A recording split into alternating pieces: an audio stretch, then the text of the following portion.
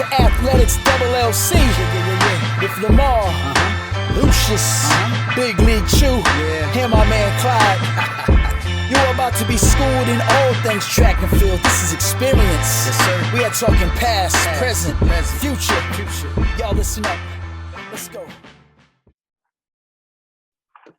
It's about that time, people. Here we are. Look at us. Tiles and everything. Smiles, ready to go, almost for not convention. And we're going to lead it in with a great episode of Athletics LLC. So welcome everyone to another fun episode. Getting right into it. Sir Lucious, how are you today, sir? Outstanding. Woke up this morning. It's always a great start to the day. Right? Lamar, the road warrior Huffins. How we doing? How we doing, folks? I haven't recorded from out in the world in a while, so I figured I'd give y'all one of these. I mean, at a certain point, these people have to be out and about and just looking for a car with a man who's sitting in it with a light on and an iPad. We need to get you that little lock thingy for your steering wheel, so your laptop goes on top of it. Anyway, you know, they have that like, where in the world is SVP? We're gonna do where in the world is Lamar. Oh my gosh! Hey, just make sure you somewhere where sitting while black is allowed. I picked a very large, very bright truck stop gas station. You're not at Buc-ee's, or else you'd be smiling. Correct. I'm good. Governor, how are you tonight, sir? Fantastic. Played pickleball for the first time in my life today. Is your life changed? I am forever changed. This is revolutionary. Like, this is a revelation for me. And I'm still buzzing. Pickleball.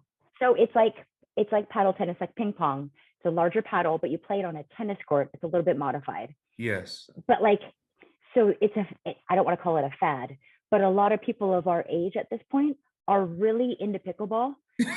There's leagues that are forming. And it's really making all the 60 and 70-year-olds mad. Oh, yeah. Yes. Because it's been theirs for so long. It's been theirs, and they're like, y'all can go play tennis. Y'all can go play everything else. Like, nah, but pickleball is fun. Yeah, so we'll have to experience that one. I love it. I used to teach it to my high school students. Oh, so really? I know exactly. Yeah, it was the greatest unit ever. Clyde, how are you today, sir? Hungry. Get it. I mean, is that not the epitome of coach's life? Like, you're either starving or you're eating. There's no in between. You're never satisfied. So anyhow, getting into some chaos and true essence of chaos, I'm going to make Clyde put his fork down, and let's get to it, sir. Okay, so look, he couldn't even wait. I want to be respectful. First off, please, congratulations to Sir Lucious.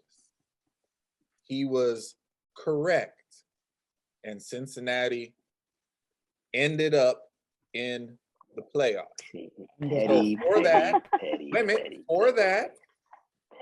He is correct, and we should all take a second and recognize that. Congratulations to Sir Lucious on that prediction. I am angry.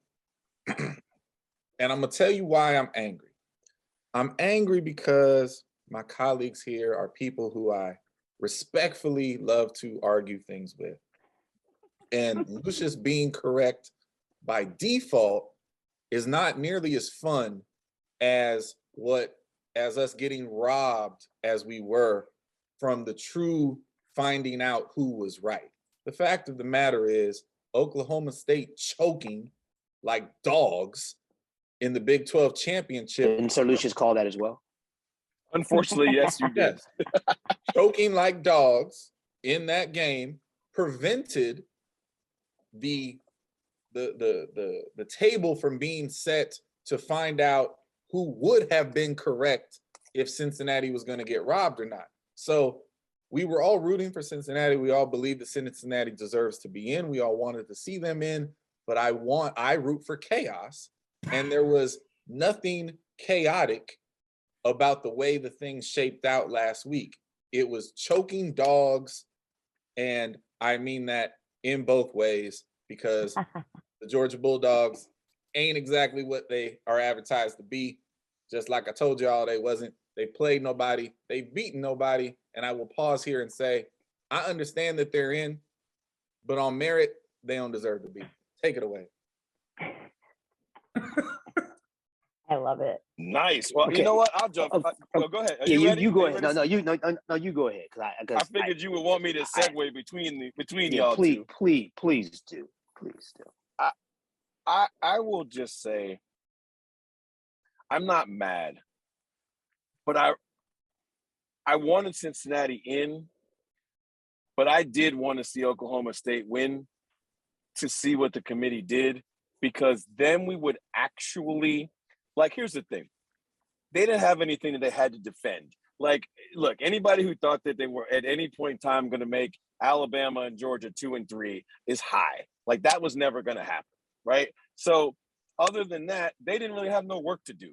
Like, there were 4 teams left standing, and it was easy to put them in order. So I was rooting for Oklahoma State to win just so there could be some hand wringing and some what's going to happen in the room. The results I'm happy with, right? Like, I wanted to see Cincinnati be in the Final Four, but I'm not going to lie. I don't necessarily root for chaos, but in this case, Notre Dame not losing their coach and Oklahoma State winning their game in a blowout, man, that would have been fun to watch. Oh, that would have been fun to watch. But hey, we got the right 4, and I'll even say probably got them in the right order. Listen, at the end of the day, I'm not the hugest eye test guy. There's nobody on this planet that convinced me that Michigan could beat Alabama. So I'm never rating Michigan ahead of Alabama until they play them and beat them. So Alabama beating Georgia was going to make Alabama number 1 in my book. Michigan was locked into the 2 spot.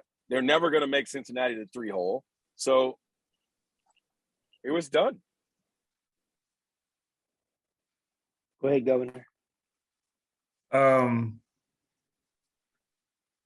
So we all, we all know what's happening here. We're seeing it play out week after week after week. And the questions are there. Is Cincinnati worthy? Is Cincinnati worthy? Did anyone see what Kirk Herbstreit tweeted out today? Did anybody see that today? No. I will read it for you. And this gives you this is the antithesis of what we're dealing with. This man, okay, the pundit, right, for college football, tweets out after 7 years of bitching and complaining from a vocal minority that the CFP system is rigged and the small guy will never, in full caps, never get a chance. Haven't heard much from you guys the last couple of days. Everything okay? What's the next conspiracy theory? Can't wait, because that one is history. So my man is standing up. He's leaning into it. Hit dogs. Leaning in. My man is standing up and going, what? What? I mean, he's literally just, he's doing this. Like, what? And this is why I'm mad at Oklahoma State. That's Oklahoma State's fault. Exactly. Because I'm of the same opinion. If there was a conference champion from the Power 5 with 1 loss, whew, I'm telling you, we're probably having a different conversation.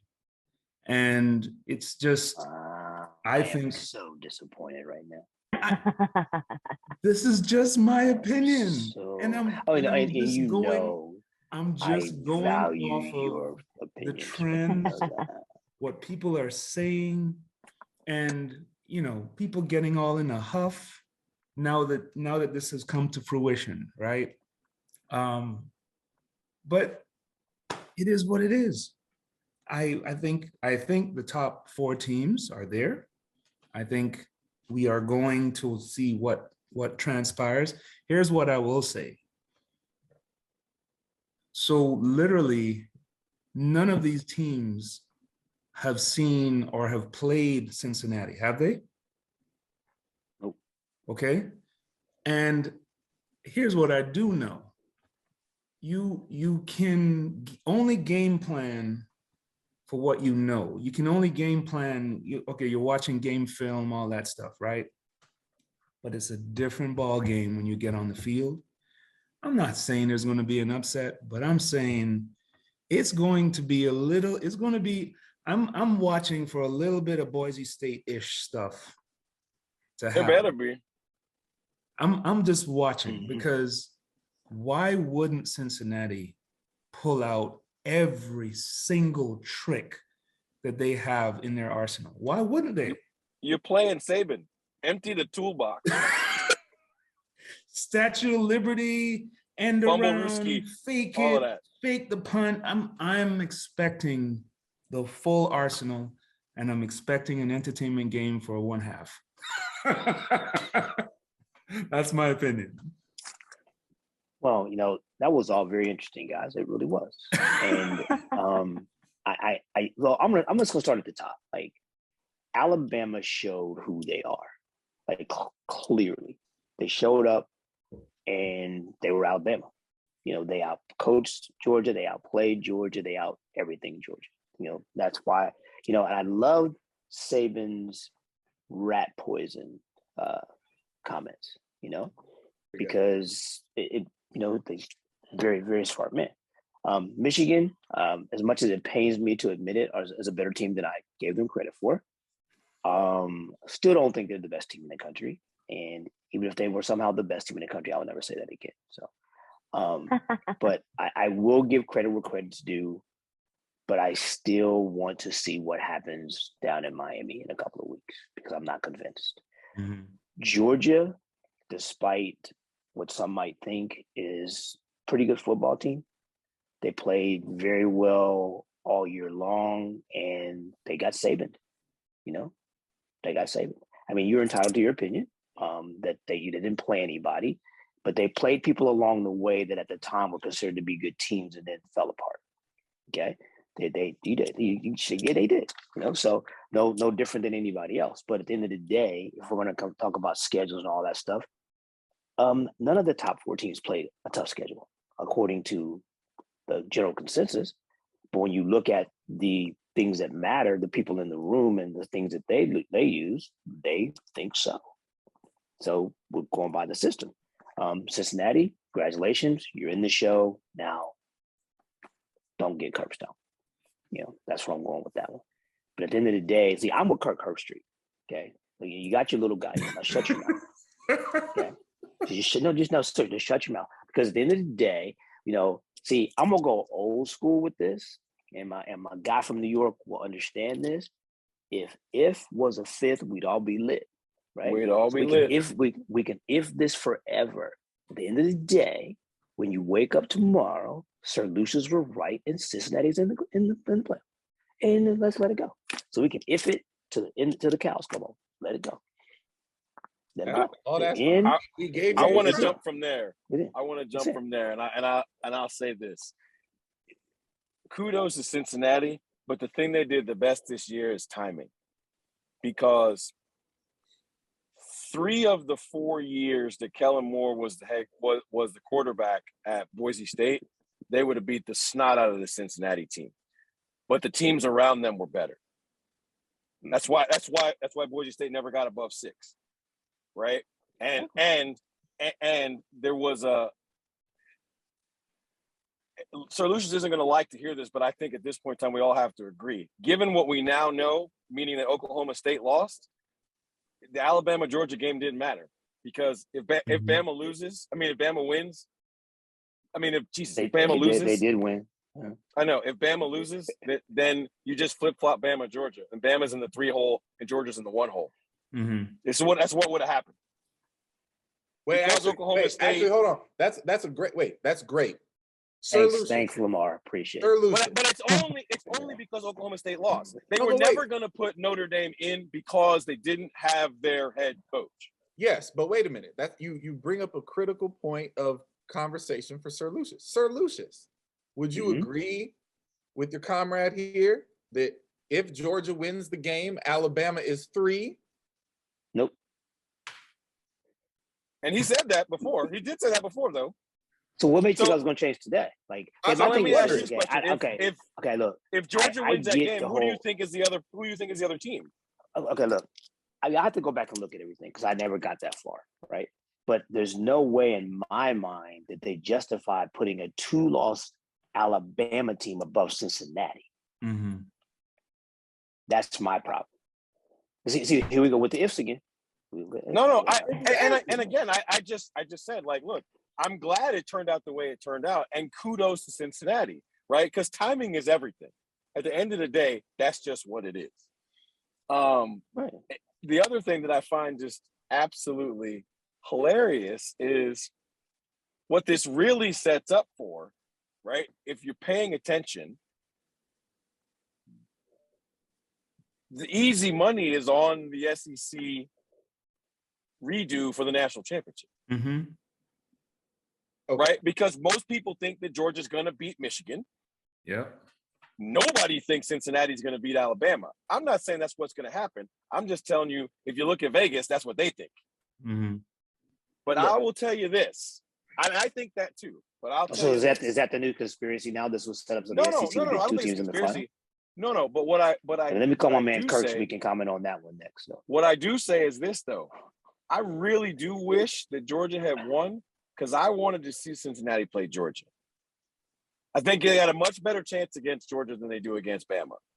Well, so to that point, not every year is slightly different, right? But Cincinnati did play Georgia last year in the bowl game and damn near beat them. Yeah. Right.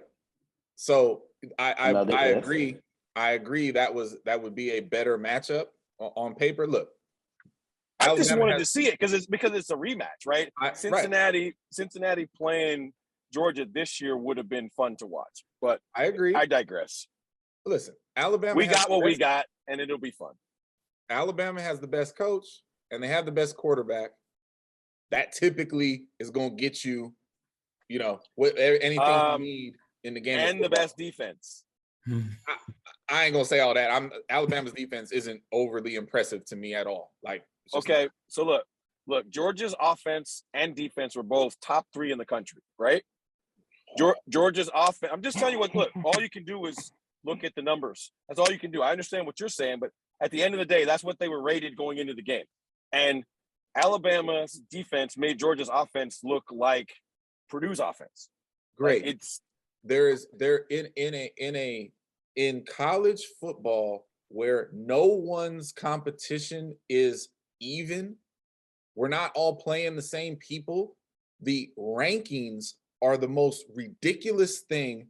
And I don't mean the team rankings. I mean the statistical rankings of your defense or offense. Georgia played literally 4 cupcakes and then played 5 more in the SEC. Absolutely nobody. Can I, okay, so I had to go look at this. Has anyone seen end of year strength of schedule rankings? Oh, yes, I've seen. Go ahead, sir. Let the people know. I didn't look at it. Number 1, Alabama. Number 2, Georgia. Number 3, Ohio State. Number 4, Michigan. Okay. Sir Lucious, where do you think Cincinnati was on that ranking? Probably in the 30s somewhere. I don't know. 48. Exactly. 48. Right. Listen, that's a perfect place to go. Listen, I've been saying this publicly, not on our show, but for years. Listen, SEC privilege works the exact same way as white privilege does in America. Okay? It is systematic. Everybody knows that it exists. Certain demographics don't want to acknowledge it. And it is all set up to maintain the current power structure, which is all about TV money and SEC deals. Oh, you are delusional. This is I'm not ridiculous. doing this with you. It Okay, is look, hold on a second. absolutely ridiculous. I am going to privilege and play white privilege are along the with. I'm going to same play thing. along with you for 1 second here, and prove and just put the total fallacy out there for you. Okay? So whatever. Tell me how it's different. So whatever. First, I'm not even dealing with that crap. Okay? So whatever happens to get the SEC schools into the playoff, when they get in the playoff, they freaking win it. Okay. So why? So what's the problem? Well, so you want to if act you'd like like me to answer, is that a real question? Because I'll answer it. Hold on a second. Because no, it's not a real question. Because I don't want to answer because it's going to be more the conjecture and ifs. There's an answer to that question. Right. So there is no answer to the question because when whoever you put in the playoff with the SEC, we spank them. Mm-hmm. So what's the problem? Like, so we may not be the best league top to bottom, but we are the best league at the top. So regardless of what you think, whatever you think of the rest of the league, whatever you think, the SEC has been the most dominant conference in the CFP era. Thank you. And who invented the CFP? The SEC. I could care less if you invented it. It doesn't change the fact that, okay. Regardless of who invented it, the SEC, is the most dominant conference. So that's the end of the discussion. Doesn't matter. Okay, who invented it doesn't matter. It absolutely matters. That's why it does not. No, it doesn't. No, it doesn't matter. Here's something else. So the SEC invented the system. Okay, that's why they dominated. So we don't dominate because we have better players and better coaches and better quarterbacks, as you just said. Alabama does, and that's cool. But Florida's won.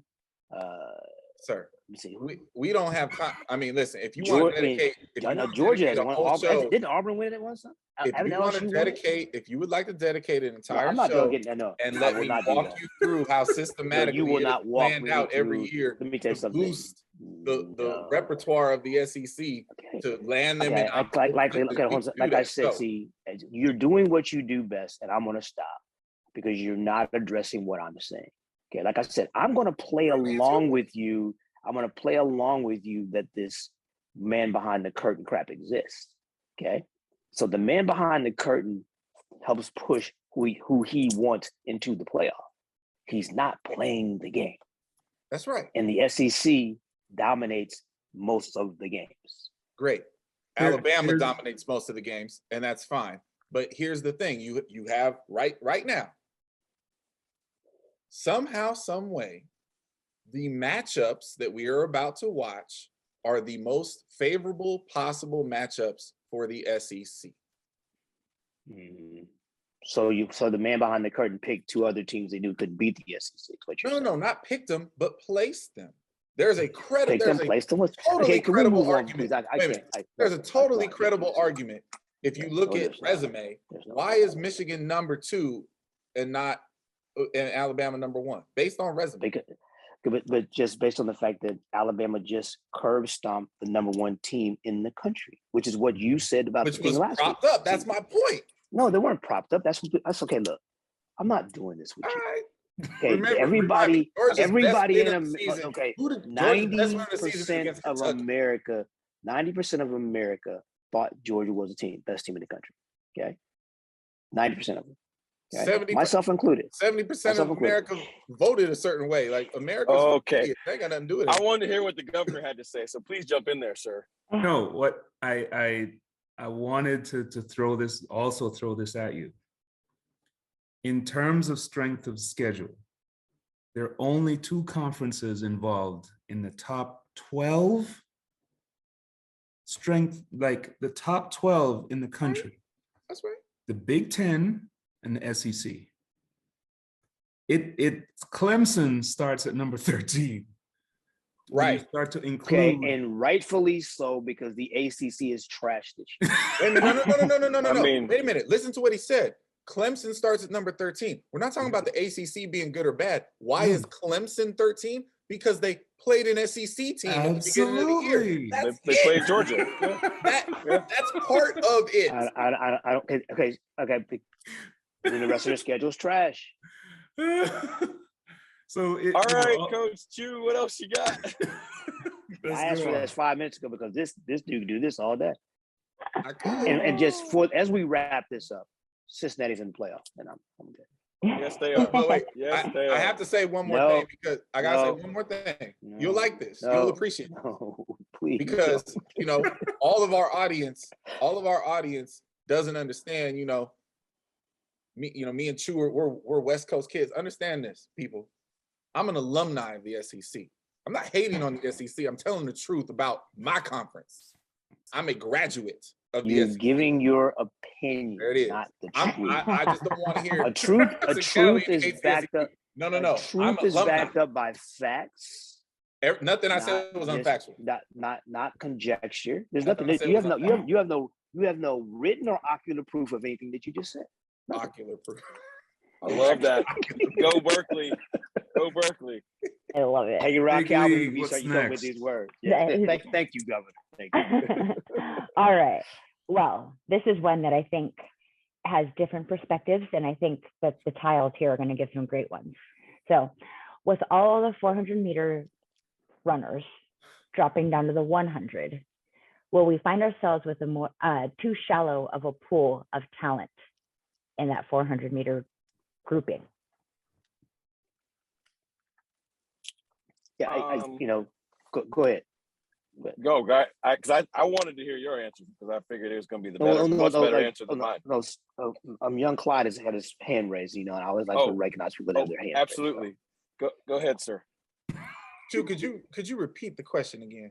Yeah, with all of the 400-meter runners dropping down to the 1, will we find ourselves with too shallow of a pool of talent in the quarter mile? Is this a prisoner of the moment question? Because who else has actually done that besides Fred Curley? Michael Norman's getting ready to. Is he? Michael. We all love to hope so, but we ain't seen it. Well, I think, Mike. Okay, so can we just pretend that it happened then, sir? And quit being the petty dude. Okay. So here's the thing. Okay, so let me clear the air here. Okay. I don't think there's anybody in America right now that feels good about the 400. Okay. So even if it's not just about the people dropping down, because our two best guys for the last 4 years have been Norman and Curley. And Curley is clearly deep dove in there. And we think that Mike's standing on the edge of the dive board, right? Fair enough. Okay. Gotcha. On the women's side, okay. The moment Allison posts or whatever tweets or whatever she decides to do that she's done, right? Are we excited about who's behind her right now? Okay. So that's the question. Like, where's the next group coming from? And then the next best 400-meter girl, who's possibly the best girl, runs the 800. Mm-hmm. Right. So there's your question. Gotcha. I just it felt weird. That's all. Okay. That's all. Go ahead. Well, so that's what I meant in regards to the perspective, because there's Right. so many scopes you can see this question in. It really just depends on Right. which avenue you jump on. So Governor, lend some sense of something to this, please. So we're clearly living in a very weird period of USA sprinting. I grew up, you grew up, Lamar grew up, Clyde grew up in an era where there was absolute total dominance in the 400 meters. And it came from the West Coast, it came from the East Coast, everywhere in between. And we're clearly seeing something happening in the 400 on both the men and women sides that we've never witnessed before. So I think you're absolutely correct. I mean, right now, if you look at the rankings, the USA in the 400 on the men's side is ranked number 2, number 4, number 9, 11, 12, 13, and 17. That's time wise, right? That's time wise, Yeah. right? When have we ever seen that? Right? And to take it one step further, what we're also witnessing is a USA team having to grab from other areas to put together a 4x4. They're still winning, right? But now you're pulling from the 4 hurdles. Now you're pulling from the 800. Now you're pulling from other events. I mean, you've got a 110 hurdler, Sir Lucious, that, I mean, hello. So again, where are we going with this? I think it's a very, it's an apt question. It's a question that needs to be asked and it needs to be addressed. And it needs to be addressed quickly, because this is not something that we need to play with. You know, like you think about it, like the World Championships is it's at our house, yes. right? And again, take Allison off of the table. Yeah. Who do you really feel good about making that final right now or getting a medal, right? On the men's side, I mean, come on. I mean, like, yeah, right? So like, and then like you said, like, let's be realistic. 3 of probably the top 6 women in the country are in the 400 hurdles, because we forget that Shamir ran 49 seconds last year. Absolutely. Right? Yeah. And we know what Sid can do when Sid wants to do it. And then Dalila split 48. Right? So like, we could run a we could win the world championships in the 4x4 and a quarter mile not be on the team. Yeah. So again, from the optics of it, that is not what we're used to seeing. That is not something that, I mean, the 400 it's almost like a birthright for the United States. And the United States has prided itself on grooming, developing, building top 400 meter talent. And for whatever reason, like, something happens in recent times, you're finding athletes that are veering to the right or the left. They're not sticking with that event. You see, I think that, Governor, when you look at this, I think money's an issue, because there's more money in the 1 and the 2. Yeah. I think coaching's an issue. I just think that, and I'm going to tread lightly here because I don't want to put down anybody's training models, but I think that everybody's gotten real cute with the 400 and they've gotten away from the work that's required to be great at it, and we better wake up.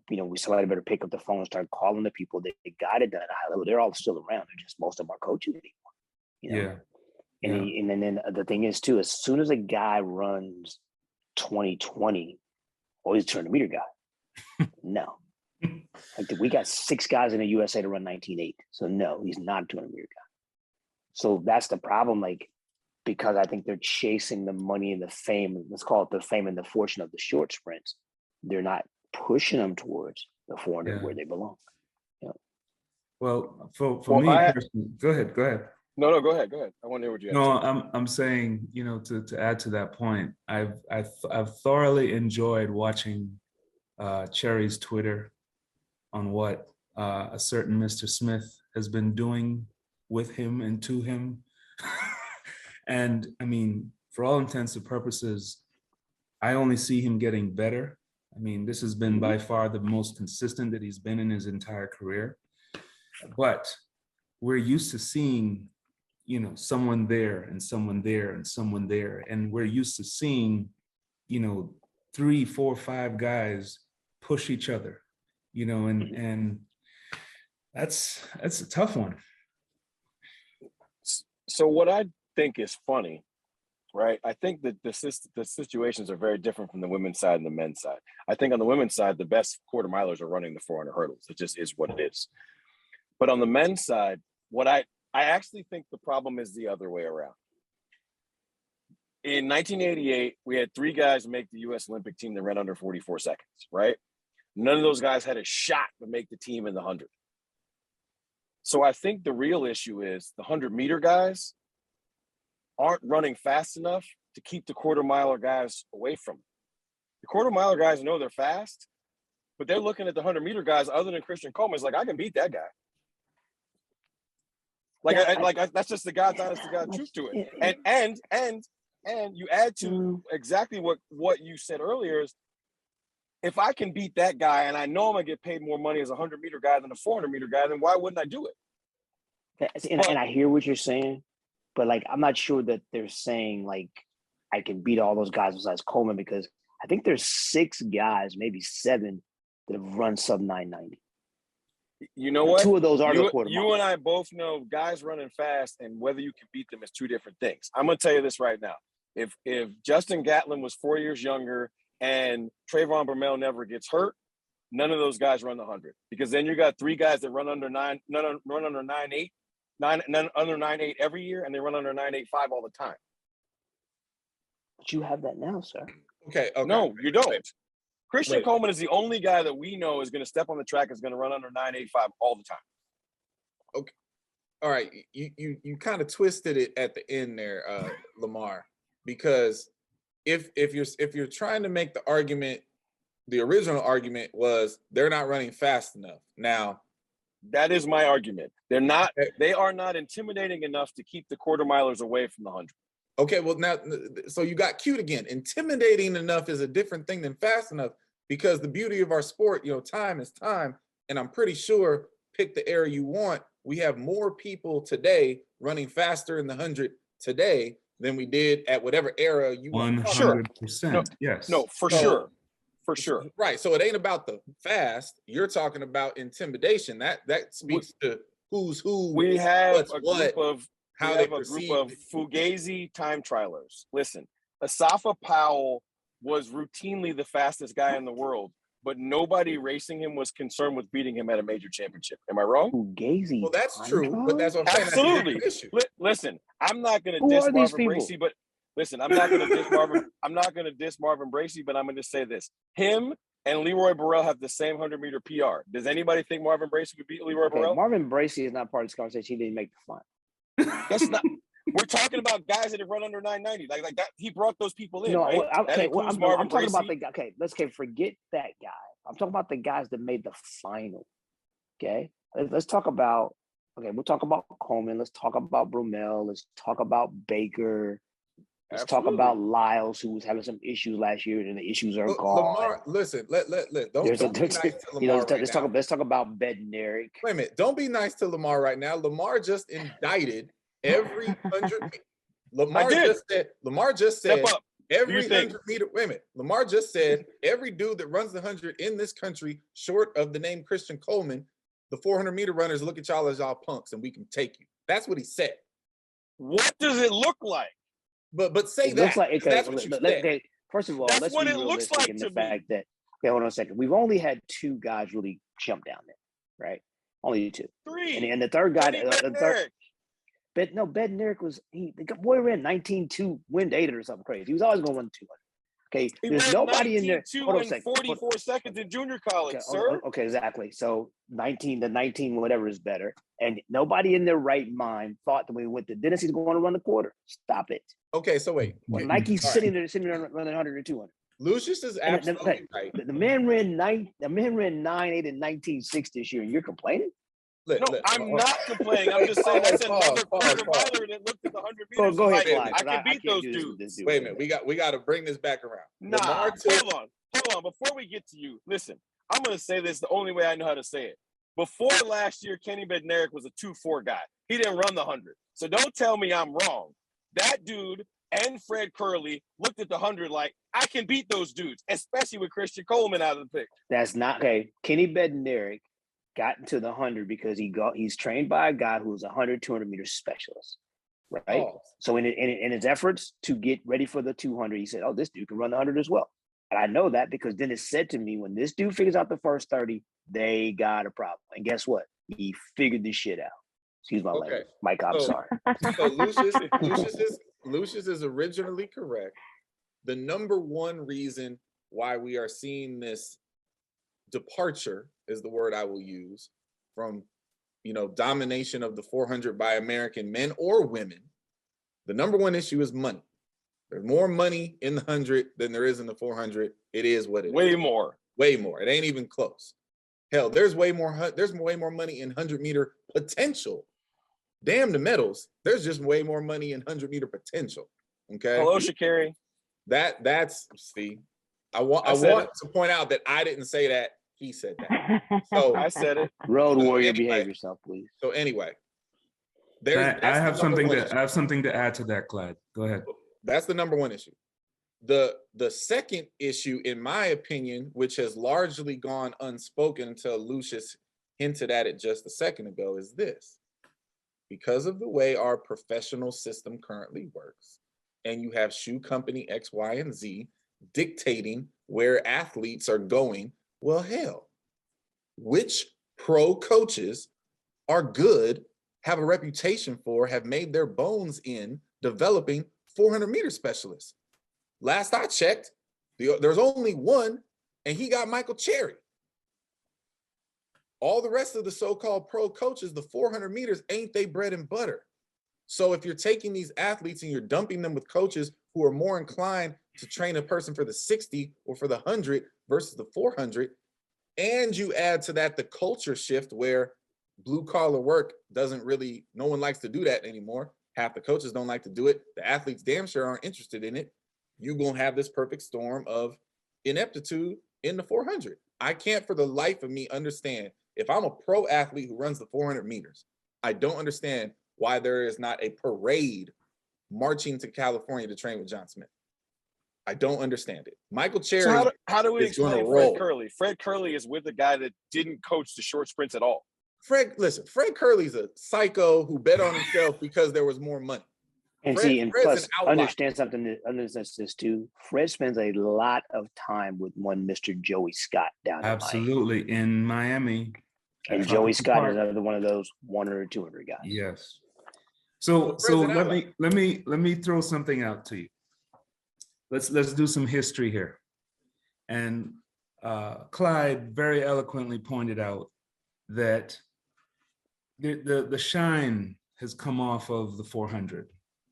Okay, the glisten, the gloss. Okay, so let's go back to 84. Who won the 400 there? Do you remember? 84. 84? Yes. Los Angeles? Is that Burt Cameron? Alonzo Babers. Alonzo Babers, the other one. Okay. Who won in 88? What were the games at 88 again? That was in Seoul, Korea. Oh, that was Steve. Lewis. Steve. Who won in 92? Quincy. Okay. Quincy. Who won in 96? Michael. Who won in 2000? Michael. Who won in 04? Jeremy. And who won in 2008? LaShawn. Has an American won the 400 in the Olympics since?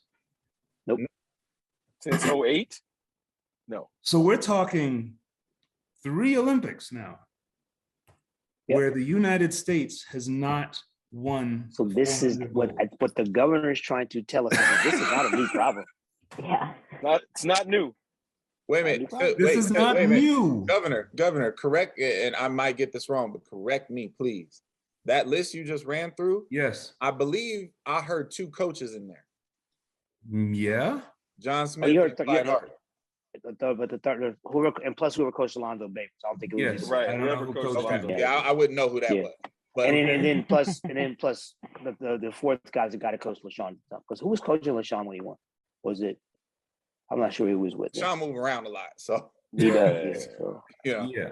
So but majority of that. There's a big stretch. That's 2 coaches. Right, John and. So let's take it one step further. In 2012, 2016, 2020, how many U.S. medalists were there in the 400? 12, 16. 12. There were 12. There wasn't a U.S. guy in the final. Right. We're just talking 16, men or women 16. It's just the men. And 16, LaShawn was in the final. Yep. Yeah. What place And LaShawn? in 20, we had no medalists at all. Right. No, Sean, So I what, think Sean was one? either second or third. Sean You was got second in third. You 16. got third in 2016. So we had Third, one okay. medalist in the last 3 Olympics. So Yes. how, as USATF exists right now, how are they not screaming at anyone that will listen to say, hey, hey, hey, hey? It's Oh, I not can that answer we, that it's question. not that we don't have the talent. Okay. Because we keep winning the 4x4. No, Yeah, I'm dead but ass. it gets winning the closer 4x4. and closer. Yeah, yeah. I Is- agree with you, but it's like because we this year keep was winning the this 4x4. year was They the won't first time in a acknowledge while that we we don't just have the gone out quarter and beat up on milers. people. Yeah, That's right. I've been saying that for years, and we keep giving the rest of the world hope, and they keep going, okay, y'all keep playing with us. So here's what I will say. We have seen Project Triple Jump. We have seen Project Javelin. We have seen projects. We've seen the Visa throws. Decathlon series, right? Yeah. We have seen the throws in the United States go from here to here, right? We've got to get the 400 back. Like that is a glaring, it is like it just jumps out at you. 3 Olympics in a row? Mm-mm. And I know, Yeah, but it's kind of Sir a simple Lucious, deal I at know this Sir point, right? Lucious is boiling on the inside, just hearing, you know. It's kind of a simple deal though. If you take the quarter milers and give them to the best quarter mile coaches in the country, who are collegiate coaches at this point, we probably have better quarter milers that show up at the professional ranks. Sure. If you leave them where they are, as opposed to supplanting them and moving them, right? I mean, listen, Okay. we agreed. I'm not even trying to be funny. I could argue 2 of our better talents in recent times who ran their best under Sir Lucious moved along and never to be heard from again. Like these moving 3. issues and who you're working with. Hey, will you please stop? 3. I mean, look, I'm just Okay, you're right. Hey, gotta call a spade a spade. it's 3. If the town's Right? not in the right hands, it ain't gonna go. Oh, Look, man. if Thank you, I'm Clyde. Thank you. with all due respect, if I'm a 100-meter specialist, I might love Chew. That's not going to be my number 1 choice. You Mhm. feel me? I love Lamar. That's not going to be my number 1 choice if I'm a 100-meter specialist. Now, if I do the deck, then I might go holler at Lamar.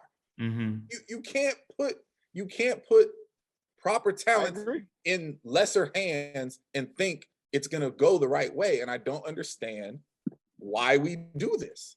I See, you said it a while ago. The shoe issue companies. is the shoe companies sending these guys where they want them to go, Mhm. and they're not sending them to people who can coach the event. And honestly, you also touched on the fact that there's really only one guy right now at the professional ranks that's getting it done. Yeah. and that's his our man, athlete JS. right now is carrying the flag. It is what it is. Exactly. Like if Exactly. it's not going to be Michael Cherry on the men's side, I don't know who it's going to be. Now, if Norman's in there, okay, I'll rock with Norman. But if he's going to transition, And there are a plethora, and I do mean a plethora of young athletes who can get to 43 seconds Absolutely. and stay there. Here's what I Absolutely. know. There was a U.S. championship in which someone on this panel put not 1, but 2 collegiate quarter milers on the world championship team. Neither one of those gentlemen are still coached by that someone that's on this panel. listen, I had a rough weekend. It didn't go well. Oh, it wasn't me. My bad. My bad. My bad. And Somebody else. he didn't fire them. The shoe companies picked them up and suggested they go elsewhere. So at the end of the day, this is not rocket scientry, as they say. And just to add to the things, because I think this is important. I think we all agree there's a bunch of talented kids that can do this 43 low thing, right? There is a shift in the culture of this event from a training perspective at the high school level, at the collegiate level, maybe not at the professional level. I can't speak to that, in a solid way, but half the population who runs the 400 doesn't believe in or wish to do the blue collar work as we would describe it from yesteryear. They think that there's a more efficient way to get it done, and maybe there is. And I'm all for it, but I need to see the results. And right now, the results aren't there. So we need to see some ocular proof to that as well. Right? Well, what's funny is, right, like, look, the reason it's like that is because what you just said, like you rounded the edges. You said maybe there is. Okay, look, we all know the event really well. Let's include the non-Americans. Like if you look at the medalists from 21, 16, 12, 8, 4, 96, is there anybody in that group that didn't run around the track? There ain't no like, they ain't no like flying 30s and run 150s guys in the group. None of those guys are short sprint guys. Every one of those guys, as JS said when he was on the show, right? You can't run rounds if you don't run around. Right. And see, and there's the whole issue here, is that like people don't want to do the work. People want to be cute. They want to get on the grass. How far can you bound? How many ground contacts? You better get fit. And you better be doing something in practice to feel what you're going to feel in the race. That's the essence of the 400. It's a freaking gut check. And if you don't check the gut during practice, then you get checked during the race. You know? Like, look, okay, look, I'm going to give credit where credit's due, right? There was this resurgence by the ladies of the Lady Trojans since like 2018 when Quincy started coaching them. Mm-hmm. Who coached Quincy Watts? Johnson. Exactly. So I don't know how much time we have, Big League, but so I just went back and looked. I looked at the same chart for the woman, and I am flabbergasted. Like this is some mind-blowing stuff. So since the 400 has been recorded at like the 64 Olympics, right? How many US women have won the 400? At the Olympic 64 Games? Till now. One? This is unbelievable stuff. One or two? One maybe? Two. Oh yeah, because I know Briscoe Hooks won it. Yes. Briscoe Hooks won the 4-2 double. And 84. Allison in 12. No, Allison lost. Oh, that's right. Yeah. The dive. Sanya Richards-Ross. Sanya Richards-Ross. Oh, Sanya won it in 12. I was like, I knew we won it in 12. Yeah. So France has won 3 gold medals in the 400 since 64. 2 of them being who? Correct. All right. Correct. Who was coached by?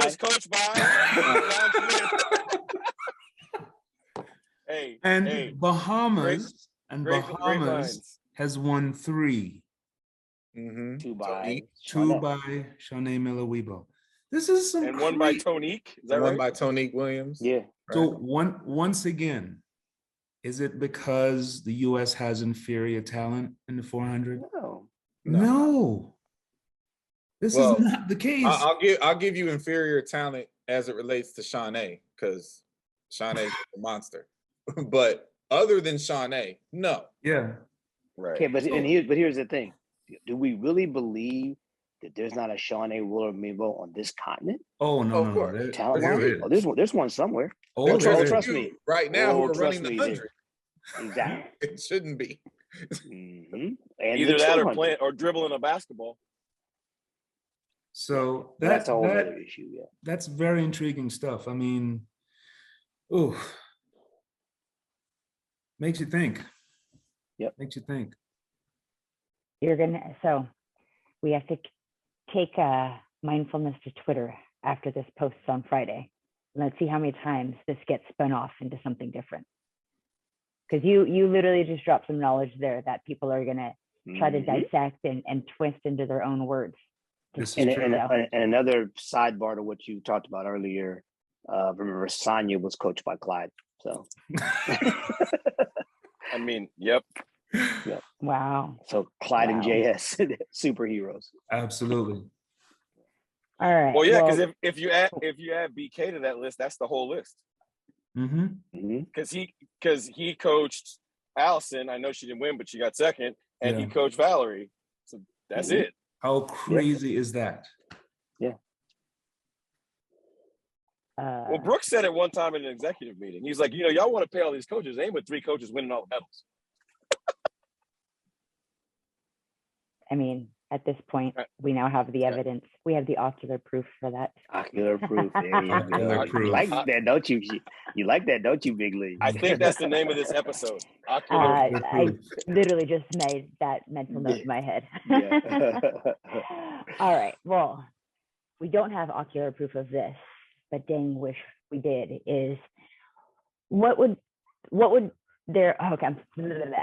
What 3 things would you like to see USTF CCCA? CCA.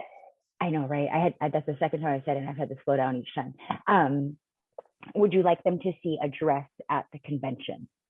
So whether it's a symposium, whether it's in the general session, whether it's in our conference meetings, whatever it is, rulings, topics, things of that nature, what would you like to see addressed? And obviously the schedule's already up, but. Yeah, there's 2 things that I, right off the bat, like needed to be addressed. One is the idiocy of the seating as it pertains to the first round outdoors and the indoor semifinals. There's no way that you're the top girl or guy in the country in the 200 or the 400 and you should be in lane 3. And that happens way too often. There's no way you should top seed in the country. You should be stuck down in lane 1 or lane 2 in a relay or any other event. It's just not right. So they need to address that. I also think, I just want to see some consistency across any decision that they make, because they make these random decisions and then they don't follow up with anything that makes, none of it makes sense to me. So those are the 2. I've only got those 2. Let's stop with the randomizing stuff. Can we spend some time on that? I think that's really interesting. Okay. Lucious, I think I would respectfully split the baby with you on that. Indoors, you only got 16 athletes in the meet, and the tracks and the lanes matter. Anybody that claims they don't, you're psychotic. Read a science book. They matter. Indoor first round, 200, 400 should absolutely be seeded. 100% it should be seeded. I don't understand how we're not doing that. Relays, all that should be seeded. Outdoors, I don't really have a problem with the randomness, because a lane is a lane outdoors. Like, mentally, it might jack you up a little bit, but we've seen Olympic gold medals won from lane 1 and lane 8. There's no bank to change the dynamic, right? Outdoors, I don't have as much passion for it as you do, but indoors, absolutely. I mean, you're literally, you could be the number 1 seed. If you get stuck in lane 3, there's a 50-50 shot you're not making the final. So I mean, and if you do, you're gonna be back in lane 3. Exactly. Like that's ridiculous. So you gotta see the indoor. I mean, how many times does that happen? Right? You get stuck in lane 3, you're too good not to make the final, but you kill yourself to make the final and you're in lane 3. Or the other, I mean, you could, if you're not gonna seed the first round indoors, why don't we just run an extra heat and not use lane 3? And everybody in 4, 5, and 6. That's just too much like right, sir. Well, it's a prelim, right? We can't take one more race. It's too much. Oh, look, I'm not disagreeing. Who was with alive? You, Who was alive when the IAAF decided to take the 200 out of the World Indoor Championship? We all were, yeah. Meet, right? And what was their reasoning? Well, their reasoning was, if you were in 2, you were going to finish wherever you were when the stagger started. They did the research. 1 finished last, 2 finished second to last, 3rd, and this is invariably when you put apples to apples and you line them up, it is absolutely unfair when you're in an inside lane, unless you are mercurial, like if you're on another level as far as talent. Even then, the amount of energy you're going to expend to get to a point where you're going to be in lane 5 or 6. Oh man. And how many times have we seen that? So absolutely, you have to see the lanes. And the athletes that have done the work to get to that point need to be in the preferred lanes. If you want the best race, you have to do it. You have, there's no ifs, ands, or buts about it. We go out of our way to make sure that it's okay. The 1 and 2 seeds race each other, and 3 and 4 race each other, right? Exactly. Because it's unfair for the 3 seed or the 4 seed to have a worse lane than the 5 and 6 seed who will be in lanes 5 and 6. So then start it from the first round. Yes. Yeah, start from and I agreed. I'm not gonna split the baby, but I'll split. I just think outdoors it gets a little tricky sometimes as well. When you're talking about relays, you're the fastest relay team in the country. You're stuck down in lane 1. That's not fair, in my opinion. I just think that more so of a less of a competitive disadvantage is just respect for what you did all year. So you're right, from a competitive standpoint, you're right. You'll figure it out. Yeah, that's a good point. Yes, please do go next. What you got? Go next.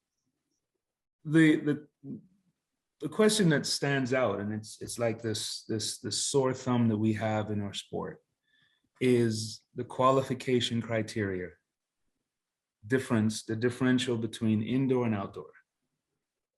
Are we the only sport that has a different criteria for making it to the NCAA meet indoors than outdoors? And we can sit here and justify it and talk about it all you want. Well, it's a truncated season. It's only 6 weeks, yada, yada, yada. And I've been on both sides. I'm on the other side right now, where, I've seen the people that advocate to go back to the descending order list for outdoors, eliminate the first round. And I'm curious to see what happens now that they go back to the same format at the qualification meet as a national meet, and as a separation into the men's meet and the women's meet continues. But I don't know. I don't. There's still the issue of budget and the fact that the smaller schools are pretty much using half their travel budget, just to get to the first round. Let's call it what it is, right? So you have two things happening. You have the top 48. So is it really that hard to make the top 48? No, it's not. But if you have 20 kids going to the meet and they're all ranked between 30 and 48, what have you just done? You have just spent a ton of money on hotels, on buses. And by the way, we're not going to some places that are easily accessible either. Okay. So you're going to places now and you're having to house them for a week, feed them for a week. And for the most part, they're competing and they're getting 3 throws. They're running probably 1 time. And we're having, some schools will literally celebrate and say, hey, congratulations, you made it to the national meet. And they're going home and they're telling their ADs and their superiors, hey, look what we did. And that is something that, I don't know, the competitor in me is wondering, really, what are we really teaching our athletes? What are we really, explaining to them about making it, or have you made it to the mountaintop? What is the mountaintop? Well, did you make it to Eugene, or did you make it to Fayetteville? Right? That's something that I can't think of very many things, but that is something that still, it resonates with me. Well, and Governor, the problem you have is that the number of coaches that have it written into their contract, they get bonuses for the number of athletes they get to the first round meet. Wow. Oh yeah. I know coaches who have it where they get like $500 per athlete that they get to the first round meet. The first round. So good luck getting those guys to vote against that. Absolutely. Right? So, You know? So Governor, would you feel differently? Would you feel differently? Because this is literally the difference, right? Every single March, we see schools, teams, coaches, athletes, departments celebrate what? We made it to the dance. Mm-hmm. They ain't going to the Final Four, but Right. they made it to the dance. So there's literally no difference between the way our thing is set up and the way basketball is set up, except the major thing, which is they get their travel to the dance is paid for, Is paid and for. ours isn't. Right. So if they would fund the first round as championship travel, because that's exactly what it is. Y'all made the distinction. Y'all took away regionals. It's the first round of nationals. First round. Right. So if I qualified for the first round of nationals, the NCAA should be paying for that. Or let's see, the but alphabet crew here's should the be problem though, Clyde. You see, the alphabet crew, as you call them, 3CA, as I call them, that was their distinction. We're going to call it the first round meet. The NCAA, that wasn't an NCAA deal. That was a coaches association deal. So, so the NCAA is like, that was y'all's idea. We're not paying for it. So that for me, that's the point of clarity, right? I don't think the governor would feel the way he felt if he didn't have to float the bill. Yeah. You know what I mean? Yeah. I think that's very interesting and very true, and it actually segues perfectly into. I only have two things because I'm the only one with three. Well, I only have two because I'll be honest with you. If they really tried to tackle these two, everybody in the entire nation would be too tired after two. One is I think we need to stop fighting over crumbs and start demanding the things that we deserve.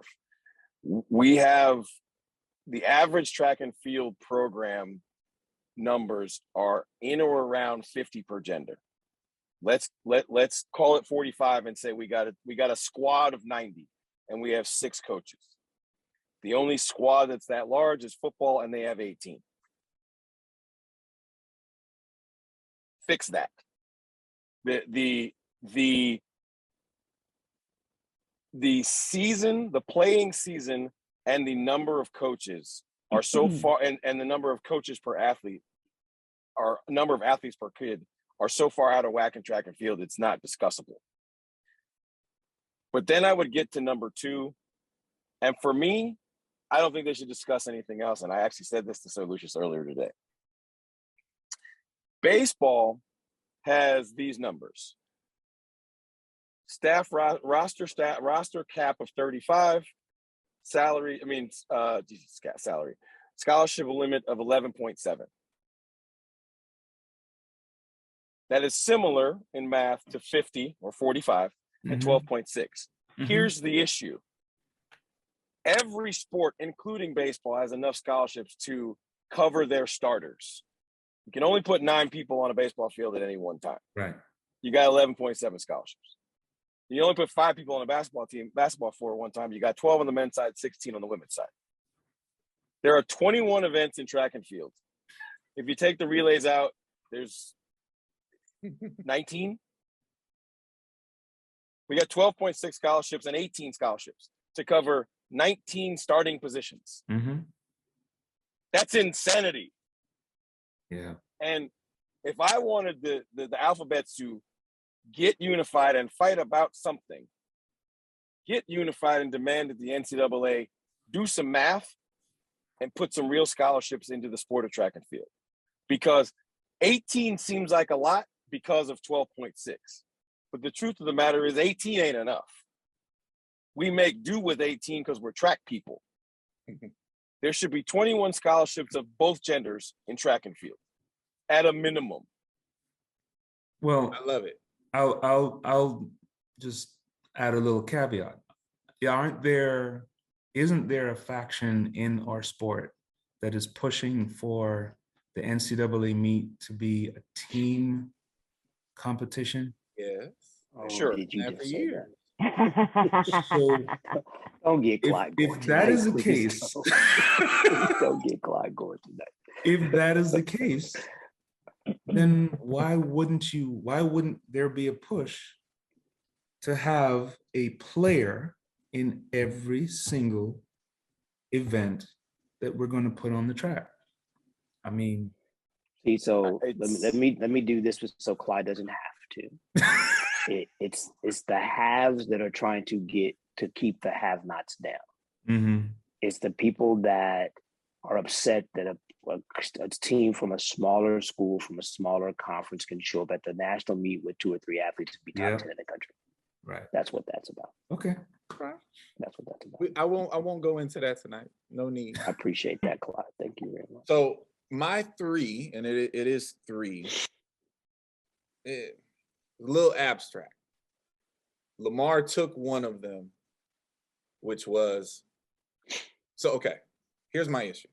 The alphabet crew, as I understand it, and maybe I'm just totally wrong, maybe I've been lied to all these years.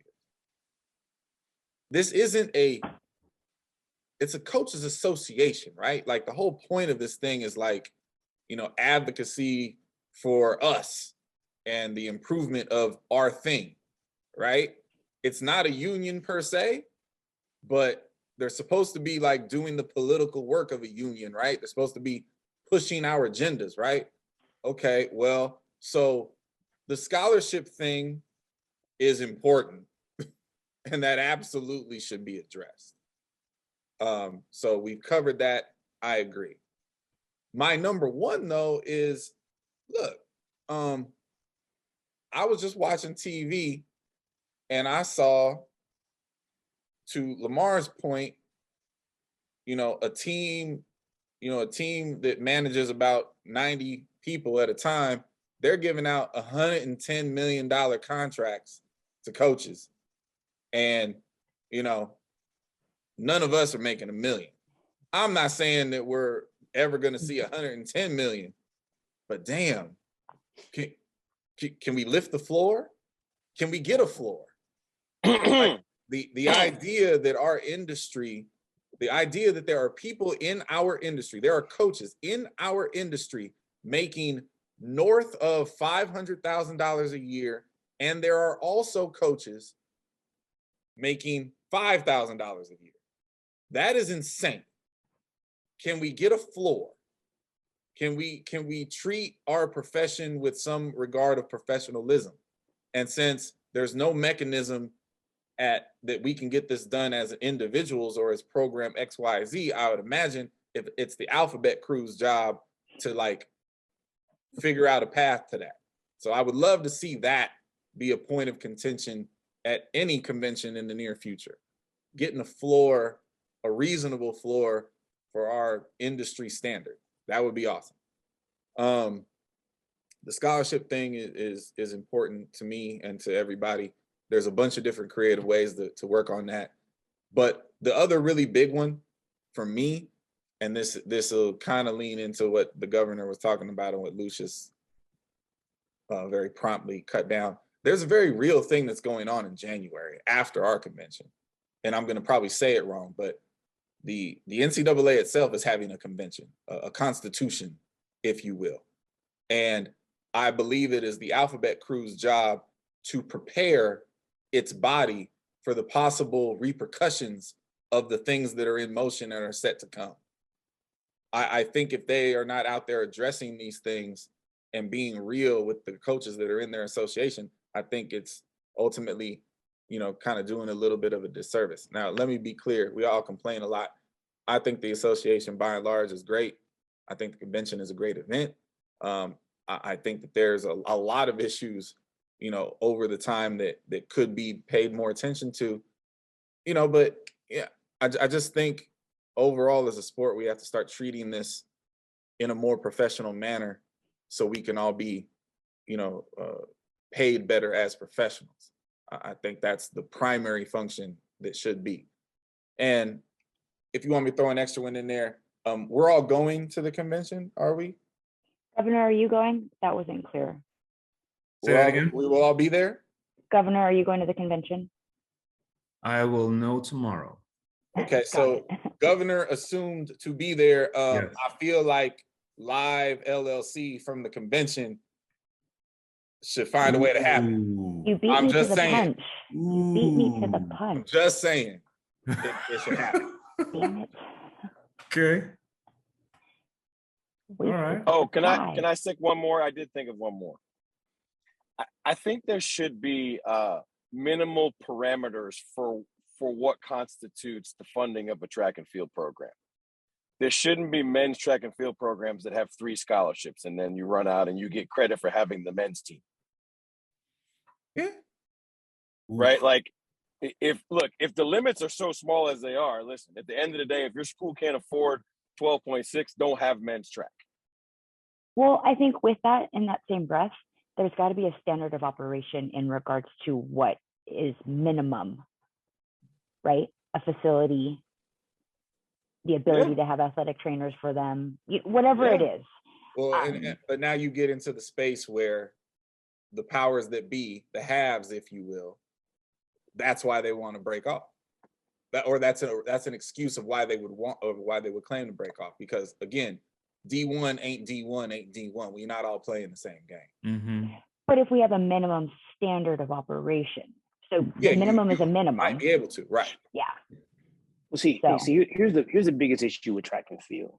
Because of the way it's structured, because of what Lamar so eloquently laid out about scholarship numbers versus the number of events and people you have to cover them, there's never going to be a level playing field in track and field, because therefore it leads people to have to do the things with, like the teams that have reciprocity, that kind of thing.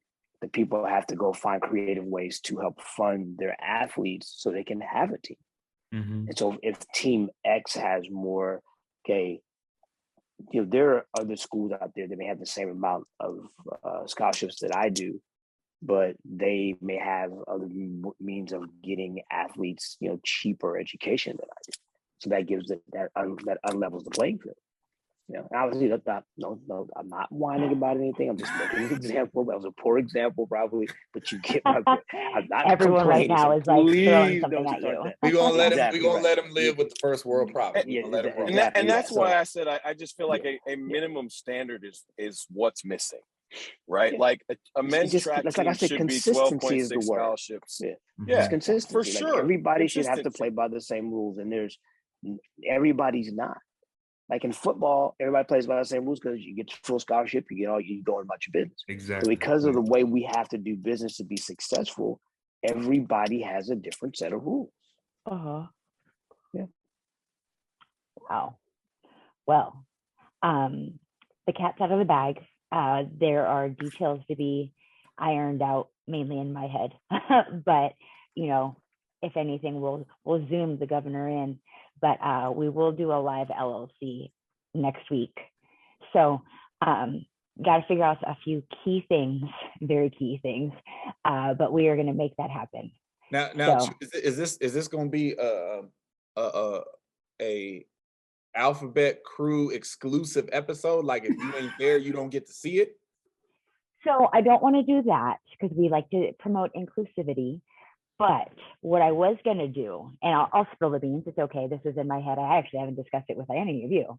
Oh, no, you got to set it up. You got to set it up. So go ahead. Well, to allow those in person to verbally ask us those questions. Oh, for sure.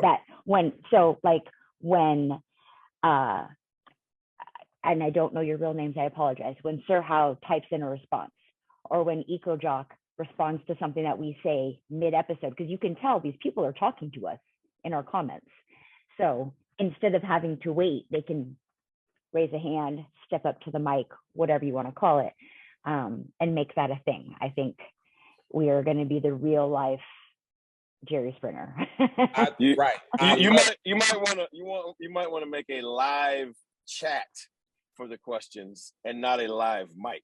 Nah, damn that. I'm like, nah, live mic. And all I'm going to say is this: the level of petty that will be on the dais, oh my God, is higher and sharper and more gifted than anything coming out of the audience. So, that's a fact. Watch yourself. That is I a know. fact. Here, we want it all. We here for it. I love Don't it. come to the Dave Chappelle show and start heckling. You will get torn to shreds. Hey, That's all I'm and gonna watch say. out who's in the front row. Don't sit in the front row. Oh man. I'm gonna say this right now to all the fans. Do not let the smooth taste and colorful banter fool you. There are 5 very, very, very intelligent people behind these tiles. And you do not really and truly want it with anybody in this group unless you are prepared, verbally skilled, and knuckled up and ready to go. So be warned, because you will get embarrassed in front of all the entire alphabet crew if you come half-stepping with some sideways mess. Be I open said it. to learning, people. That's what we need to say. Be open to learning. This show is based on love. You don't want to see the bad sides. All right. Dave Chappelle segment. Well, keeping it real goes wrong. Oh my God, it's one of the funniest things Oh. ever. Gosh. So with that being said, we will segue into rapid fire. On the road. Oh, yes, sir. Sir Lucious. Okay, so I do have one thing. We're gonna put Big League on the hot seat tonight. Oh, my Gina. It's Damn time. it. It's time. I mean, Damn it. you have escaped this for such a long time. It's been Well a while. So played, it Sir is Lucious. time for Big League to Ooh-wee. step up Damn to it. the mic. And see, And the because governor. and unlike you, Big League, I'm not gonna be suspect. I'm gonna be very gentle because I shouldn't be, because you are very suspect with me, but I'm gonna be nice. So Okay. we're all aware that you have started a new job. Yes. So give me the 2 most challenging parts of your move to the Power 5 conferences. So you know Power what? 5 This level. question is coming up. So I apologize. This is not rapid fire. This question Excuse and me, sorry. response have come up a lot the Bless last you. 5 days. So this must be the thing. So 1, my role. My role has changed significantly. Not that I've ever been a head coach. I've never been a head coach, but I've always had an in-front role, leading my own groups, writing my own workouts, programmatically, things of that nature. Here, that is not the case. And learning what my role is, how to execute it with efficiency, with my flavor, all those things. The example I gave Lamar in reflecting about my first Power 5 meet was I spent 97% of my time in the warm-up area. And that has never happened. I've never spent a minute in the warm-up area. So that was very different for me. And so I'm very appreciative of this because of the uncomfortableness, I know I'm learning. So 1, 2, it's not new, but it's still an appreciative factor. A program is a program is a program. Doesn't matter the magnification of the success or even the demise of the program. Everyone institutionally still has the same issues. So I get reminded, and it's maybe a different color, obviously, but there's still issues regardless. So those are the 2 things. Okay. So you've been through the fall. We're almost ready for a Christmas break, and you've been to your first meet. So after Christmas break, what are you most looking forward to as the season transpires?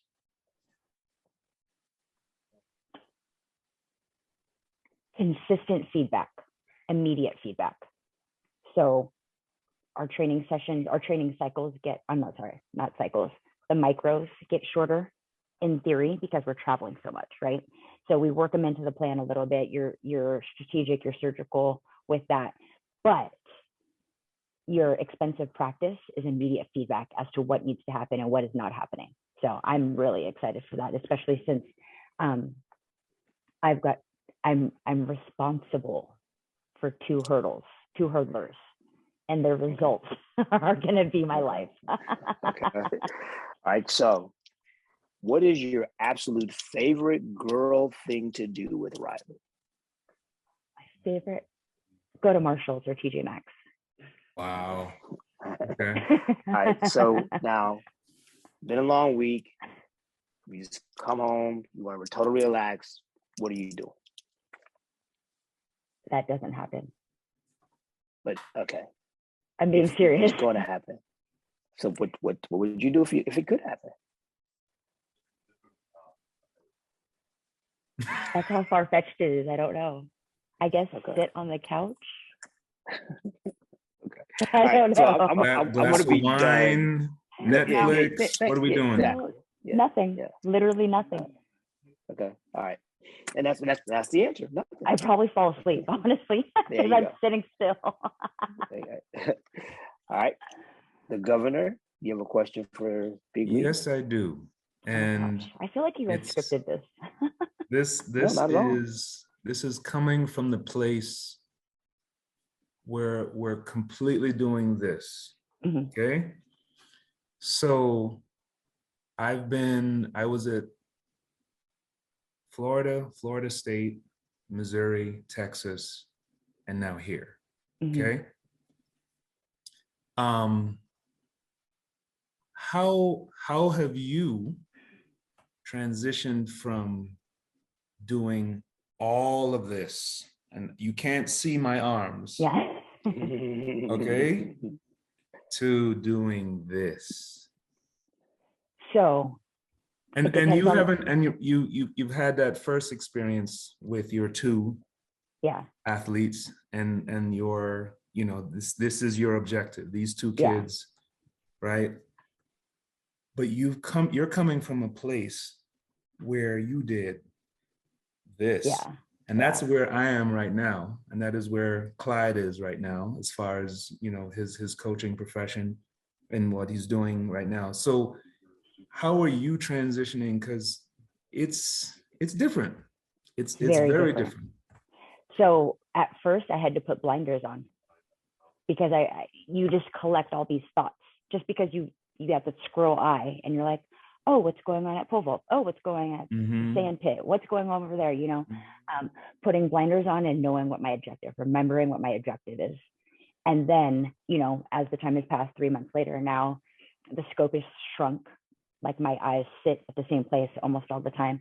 But I will say the biggest thing is remembering that my job is my job. I keep doing these repetitives, but because that's how I remember it is. My job is this. 8 months ago, my job was this. Yeah. And Yeah. I just, whatever it is, that's what it is. And Yeah. so I fall into that line. Clyde, what you got for us, buddy?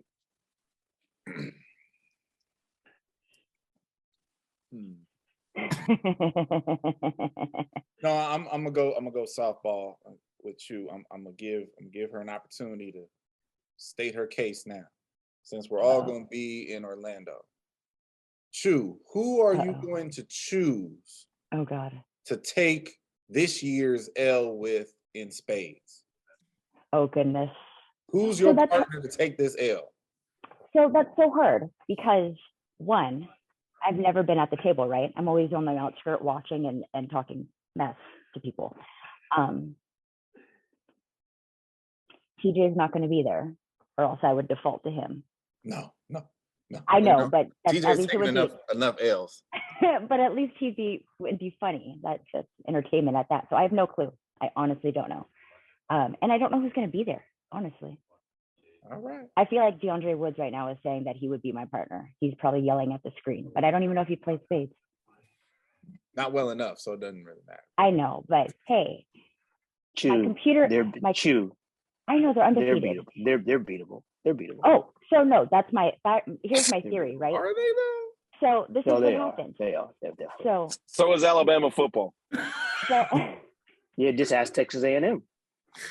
So here's the story. Last year, before the convention was canceled, Clyde, you said it to me 2 years ago, like spades is the opposite of hearts. And I was like, bet, I'm in. Like I used to play hearts like nobody's business. And then Lamar's like, well, then you're in on the table next convention. And I said, okay, bet. Like I have no clue who my partner is going to be because I don't trust nobody for nothing. And y'all are already partners. So that takes 2 people off the table of shots. But so with that being said, he introduced me to the phone game of spades. A useful tool. Yes. I was on that and I was doing very well. Mhm. Now, given the new job, I have not played it once, but so I have no clue. I have no clue. But Well, my so to final that answer is point, no clue.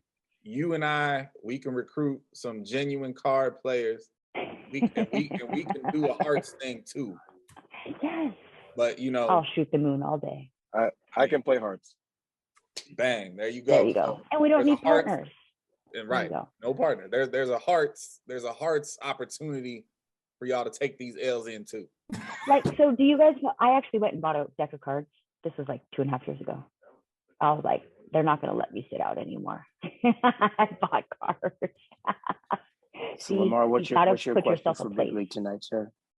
Oh man, I was actually trying to find a prop because I thought it was funny. I am literally digging in my backpack Oh for gosh. a deck of cards. See, I have way cool cards. I do. I keep them. These are Major League, Negro League Baseball Museum cards. Anyway, my question for Miss Big League is one meant to be informative to others. You have had mentors. Are you implying that ours weren't? No. What I'm saying is, I think her I think that's answer, what he was saying. Yes. Not That's at all. exactly what he said, Governor. I think that's what he said. Yeah. I think her answer will be a teaching tool to others, is my point. You've had mentors your whole route, right? Now that you have arrived, are my fingers quoting enough? Mhm. How or how have not your conversations and your relationship with your mentors changed?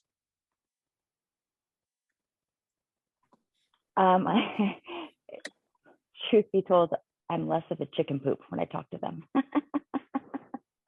And not that because I've arrived and I think that I actually like, oh, let me sit in my big kid chair, but more so because the frequency has increased, because the experiences are very similar, not very similar, but like are more kind of leveled, more tangible to the whole spectrum of things. Realizing now being a mentor as well, or more so of a mentor than I was prior, that the mentees are always more scared to talk to you. So you got to be wide open spaces, you know, and do that. And like literally every mentoring conversation that I have with a mentee is stop shaking, get over whatever we're about to talk about and just talk to me. And, you know, and I'm always, as we saw in pre-show, sharing too much. So I make things comfortable. And so I realized that I have to be comfortable with my mentors as well. Stuff. That's all. I like it. So yeah, with that said, let's do some heartbeat props. Get me off this seat. That was well played, Sir Lucious. You didn't share that with any of us. That was well played. No, the curveball. I like that. I needed that though. I did. Thank you, sir. I appreciate it. You're very welcome. And that's why you're a great mentor. Can I go first in heartbeat props tonight? Sure. I would actually again like to give my heartbeat props to somebody who doesn't watch the show. I will inform him so that he does, but my heartbeat props go out to one of my first baseball clients who has had one of the most unfair and circuitous routes possible to get to where he is now, which is on the precipice of a very successful and lucrative season and potentially being a Major League Baseball draft. My heartbeat props go to one Mr. Peyton Zabel, who is the definition of resiliency, and in a lot of ways, the embodiment of why I do what I do. Nice. What does securitas mean? Like security? I mean, I know that's a root word. Circuitous, meaning like circular and out and about and around. As Sir Lucious always says, like I like to go around the block to go across the street. That is a circuitous route. Oh, I get an S in Greek or Latin origin. I apologize. Okay, moving on. I'm going to give my heartbeat props tonight to someone that I know does not watch the show, but I'm going to record this and send it to them. I'm going to give this to my athletic training crew of Yolanda, Bria, and Chanel. Not very often that you find 3 females in charge of such a large group of talented young humans. And they have come in and they've done a phenomenal job. And it just hit me today as I sat at my desk that the injury report is as short as it's been since I've been here. And so a lot of it has to do with their efforts in prehab and, you know, they're staying on the athletes about their rehab. Just want to say thank you, ladies. Congratulations on a fine job, and let's keep it rolling.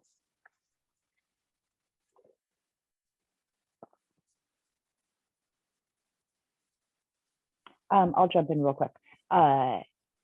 In light of some not great heartbeat prop issues, I want to give heartbeat props to a specific family who's just lost their father figure, their father, to COVID. They are a strong family. They were, I knew them as a couple before they had kids. They were one of the funniest couples I had ever been around all the time. Unfortunately, the gentleman has passed. It was a very quick process, so I am appreciative of that. And I would imagine knowing them, his wife is appreciative as well. But I know that she is going to lift up his memory to his kids, and she is going to be a rock. And so my heartbeat drops go to her because I know she's just a strong, badass woman. And so keep on keeping her on. I'm not going to divulge a name just for her privacy, but you know, you got this. You got this for sure. I'll go next. And so today, you know, when I experienced pickleball for the first time, it was a gathering of our athletic, the athletic staff, the entire athletic administration. And it hit me when I was there that this particular time in UTSA's history is unprecedented. And, you know, I've been around the sport long enough to know that 10 years from now, the folks that are here are probably not going to be here in terms of the entire structure, the framework, in terms of, you know, because the hope is you continuously raise the level and you raise a bar and you raise a bar and you raise a bar. But I will say that this current group and this current administration, I think we're all feeling the same thing. It's kind of like, you know, that tech startup where, you know, you've set up your interface, everything is there and you're waiting for your first ping. And then you get 2 million pings. And you're wondering, do I have the bandwidth for this? And this is where we're at. We now have a championship under our belt, okay? And it's a scary time. It's a fun time. It's a scary time. But I wanted to give heartbeat props to our administration, and to our athletic director, because she is leading the charge into the unknown. This is unknown territory. So praying for them. Interesting. Me and the governor are on the same wavelength for heartbeat props today. I too want to give my heartbeat props to our athletic administration here at San Jose State, most namely our athletic director, Jeff Konya. He's been here about 2 weeks longer than I have been. I am his first hire that he made. And in the very short time that he's been here reorganizing the footprint of San Jose State athletics, I see a lot of phenomenal changes coming through. We just announced a new media rights deal, which is going to be huge. And today, I'm a nerd, right? So we spent an exorbitant amount of time as a staff of head coaches going through leadership consulting with this man named Rob Elliott and his creation at what is called Pondera Leadership Consulting. Jeff Konya brought them in, and it's really fascinating. The stuff that they do and the kind of personality assessments and how all of that connects to leadership and how you can work better with your colleagues. Like, it's really in depth and it's really nerdy and it's really cool. And if you have the time or the means to check it out, I think it can do a great deal of good for, you and your staff, an administration and their team, coaches and their athletes. It's phenomenal. And I appreciate working at a place and working for a person who sees the bigger picture and invests in things like that to make everybody better. So props to the admins, props to Jeff Konya, and props to Pandera Leadership Consulting. That's awesome. I think this is the record for big words used this episode. You guys have, I have a vocab written down. So anyhow. We have ocular proof that that's true. Oh my gosh. Jesus. So end it, please. I know, right? Stop the bleed. So we will see you all literally with our eyes next week. Hopefully the governor will be physically with us. If not, he'll definitely be with us via Zoom. And everyone, have a great weekend. Travel safe, and we'll see you soon. Bye, everyone. I'm correct or not at all.